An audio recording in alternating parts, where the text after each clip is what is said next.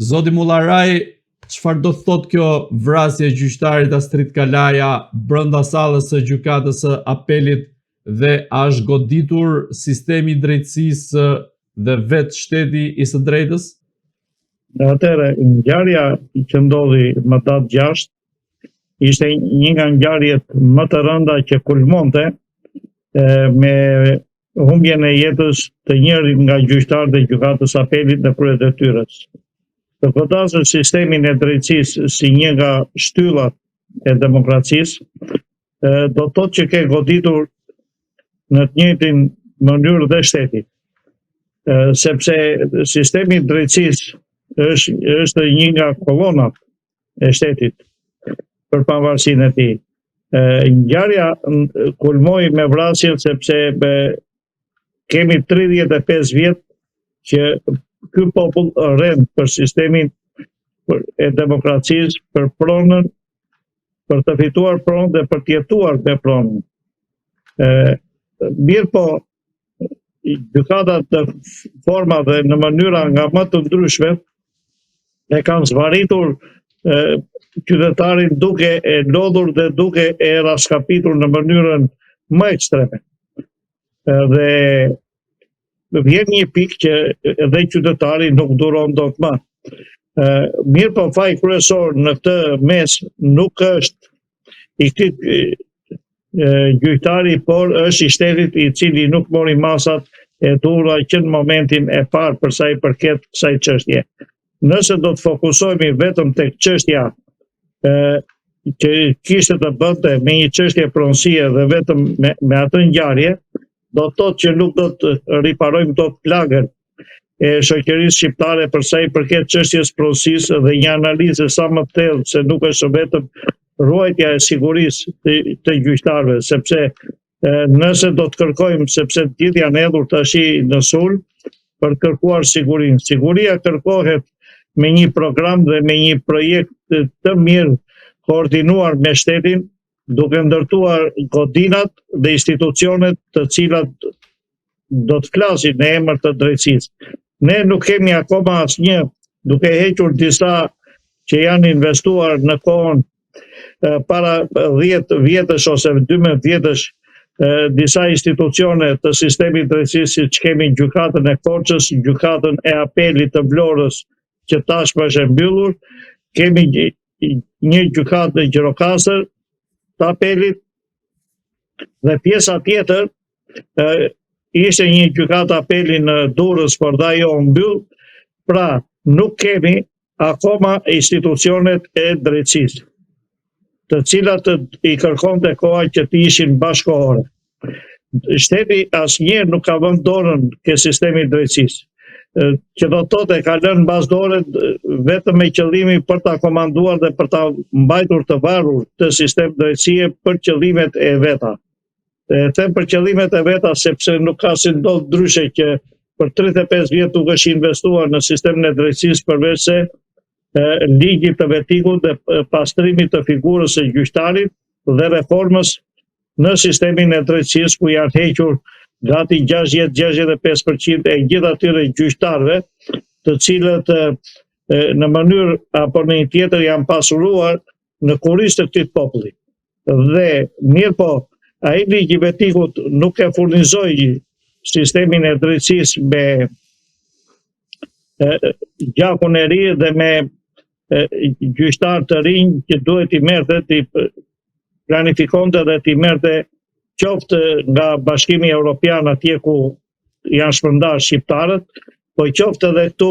për mënyrë emergjente mund të bënte edhe një projekt pilot duke marrë dhe avokat të cilët i fusen në radhë të sistemit drejtësisë.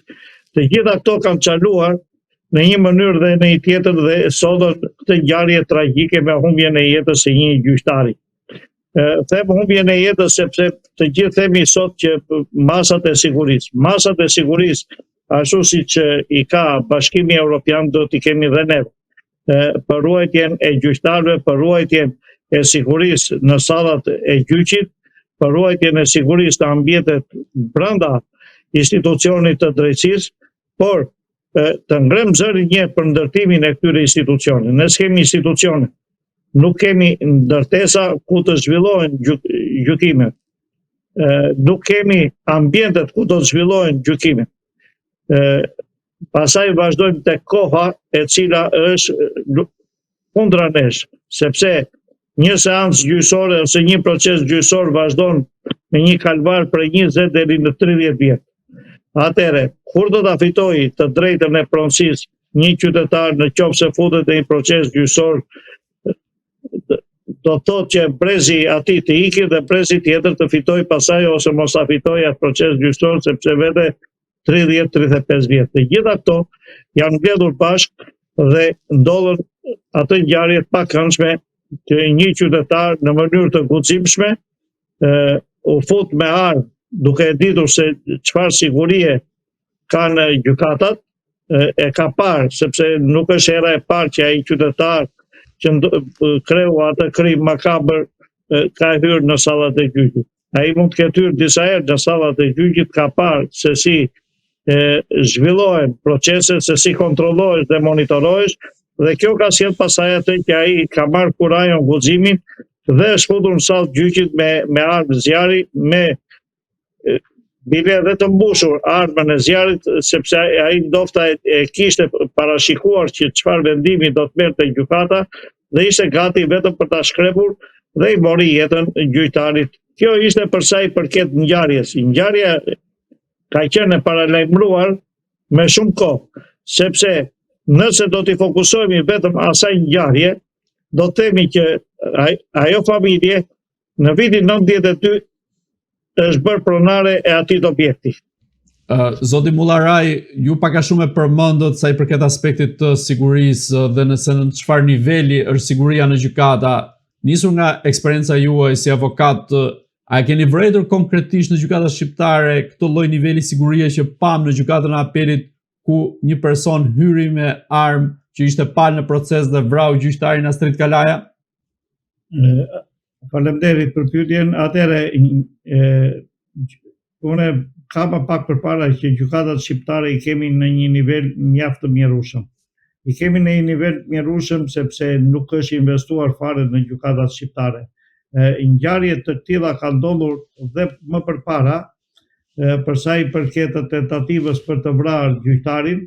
Kemi një rast në Elbasan në vitin 2013, kemi edhe një rast në Shkodër në vitin 2020, por fatkeqësisht pa humbje jete. Këto ngjarje ndodhen si rezultat i këtyre masave për cilat asnjëherë sistemi i drejtësisë nuk u lëkund dhe nuk u shkund që të merrte masat e nevojshme dhe domosdoshme për sigurinë e jetës të gjyqtarëve, të avokatëve dhe të gjithë palëve që janë në një proces gjyqësor, sepse kur gjyqtari merr një vendim, ai vendim merret në emër të shtetit. Pra, në emër të shtetit shqiptar merret vendimi. Arma drejtohet drejt gjyqtarit për ta eliminuar atë, do të thotë që armën ja ke drejtuar shtetit dhe ke vrarë shtetin. Vetëm Korça ka një gjykatë të mirë, qoftë apelin dhe qoftë gjykatën e shkallës parë që i ka të investuara, po Shkodra është për faqe zezë. Pavarësisht se sot është transferuar ke gjykata e apelit ku ka qenë, e cila pra ne nuk kemi investime. Mungojnë investimet e gjykata. Çdo lloj fjale që mund të dali sot, çdo lloj nisme që mund të dali sot, do të ngelet vetëm në letra nëse nuk investojmë për gjykatat dhe për sistemin e drejtësisë. Nëse do të i hedhim një sy vetëm Kosovës, do të shikojmë që në Prishtinë pallati i drejtësisë është i ndërtuar në mënyrë të shkëlqyer dhe të gjithë janë të sigurt brenda ambienteve të sistemit të drejtësisë në Kosovë, në disa qytete të Kosovës, qoftë në Prishtinë, po qoftë edhe Ferizaj, që i kanë parë vetë, janë institucione mjaft serioze dhe futesh dhe ndjen veten komod për sa i përket qoftë anës autoritare për dhënien e një procesi gjyqësor dhe një vendimarrje, po qoftë edhe për zhvillimin dhe dinamikën e një procesi gjyqësor të drejtë dhe objektiv. Kjo e detyron pasaj e ndërgjegjëson dhe gjyqtarin që nëse do të zhvillojë një proces gjyqësor,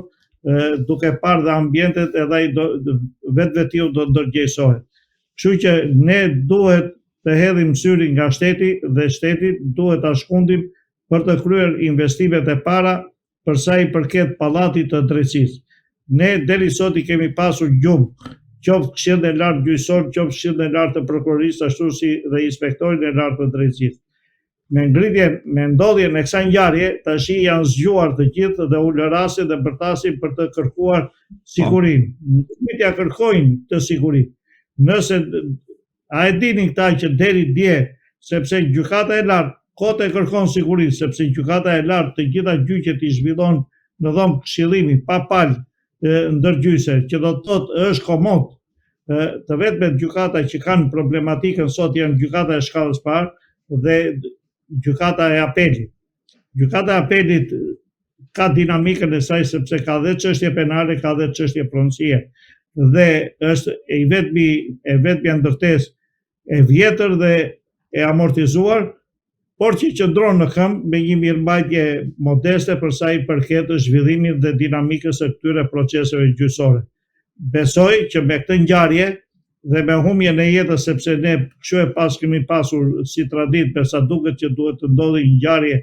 që të fillojnë të lëvizin të gjithë mekanizmat e shtetit, me qëllim që të shikojmë a do të ketë në një projekt për ndërtimin e pallatit të drejtësisë dhe për t'i grupuar të gjitha gjykatat në Tiranë në një pallat drejtësie, apo do të vazhdojmë përsëri vetëm do të bërtasim, do të kërkojmë siguri dhe ajo siguri do të jetë artificiale, jo siguri e përhershme dhe definitive, dhe do të kemi nesër dhe ndofta pak më vonë një ngjarje tjetër, po si kjo e Artur Kalas. Përveç këtij aspekti sa i përket çështjes së sigurisë, a mendoni se me këtë ngjarje edhe vetë sistemi i drejtësisë do të rrisë më tej efikasitetin, por edhe dhënien e drejtësisë ashtu siç duhet të jetë drejtësia ku ligji presupozohet që të jetë i barabartë për gjithë? Kjo dofta do ta ndërgjegjësoj dhe trupën gjykuese për të gjykuar më me objektivitet dhe me një efikasitet më të mirë të gjitha seancat gjyqësore dhe për të vlerësuar drejtësinë ashtu siç ne e kemi ndëruar për gati 35 vjet. E them këtë sepse me këtë ngjarje besoj se edhe shteti do të shkundet për të hapur dhe gjykatat për të pasur një dinamik tjetër për sa i përket të zhvillimit të proceseve gjyqësore me qëllim që mos kemi më kohë të humbur, sepse nëse unë e marr një vendim gjyqësor, mbas 30 vjetësh kuptohet se çfarë vlere ka ai vendim gjyqësor, kur ndofta një brez i atyre që e kanë filluar këtë proces gjyqësor kanë ndruar jetë. Pra, do të thotë që kjo duhet të jetë një kampanë alarmi për të gjithë sistemin e drejtësisë dhe për Këshillin e Lartë Prokurorisë, për Këshillin e Lartë Gjyqësor dhe për Inspektorin e Lartë Drejtësisë, ashtu siç duhet të jetë një kampanë alarmi dhe për Ministrinë e Drejtësisë, për të bërë një projekt dhe për të hapur të gjitha gjykatat e përrethe, për të zhvilluar një proces gjyqësor të shpejtë, dinamik dhe për të marrë qytetari vendimin dhe për të marrë drejtësinë ashtu siç e meriton, po jo në për disa gjykata që të vjen dot kur futesh. Kjo pasaj sjell edhe pasojat e tjera. Pra, unë them që nëse do të bëhet një analizë mirëfill si pasojë kësaj ngjarje, do të thotë që kemi mësuar diçka. Nëse do të mbetemi përsëri ashtu siç kam ndjekur dhe disa emisione televizive që të gjithë bërtasin që jo mungesë sigurisë këtu dhe do të bëhet kurban dikush nesër që do futet në burg sepse nuk punoj detektori atje, nuk punoj aparatura, do të mbetemi vetëm në kuadrin e fjalëve dhe nuk do të vendosim gishtin atje ku duhet ke plaga që na dhëm, për të ndërtuar pallatin e drejtësisë ashtu siç duhet dhe siç e meriton ky popull i vuajtur, nëse kërkojmë që të futemi në Bashkimin Evropian.